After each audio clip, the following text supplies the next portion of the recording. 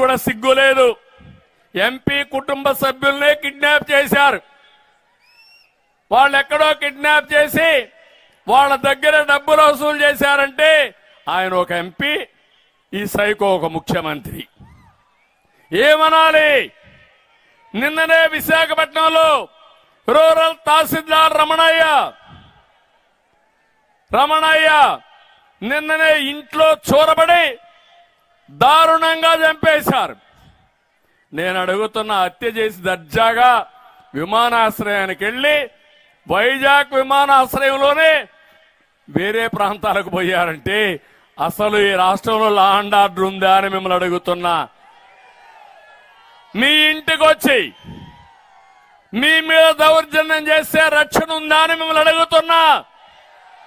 మా ఆడబిడ్డలు రోడ్డు మీద పోతూ ఇంటికి సేఫ్ గా తిరిగి వస్తారా అని మా ఆడబిడ్డలను అడుగుతున్నా.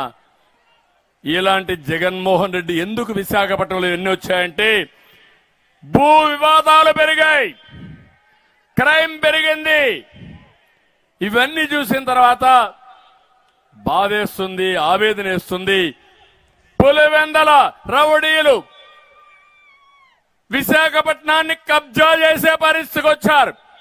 ముఖ్యమంత్రి బంధువు అనిల్ రెడ్డి విశాఖపట్నంలో ఇష్టానుసారంగా కబ్జాలు చేస్తున్నారు.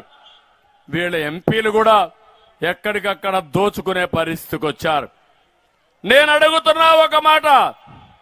ఈరోజు విశాఖపట్నం అందరూ అంటున్నారు, ఉత్తరాంధ్ర ప్రజానీకం అంటున్నారు, జగన్ రెడ్డి నువ్వు మాకొద్దు, నువ్వు మా ప్రాంతానికి రావద్దంటున్నారా లేదా అని మిమ్మల్ని అడుగుతున్నా. ఆ రోజు మనం అందరం ఒప్పుకున్నాం, అమరావతి మన రాజధాని, విశాఖపట్నం మన ఆర్థిక రాజధాని.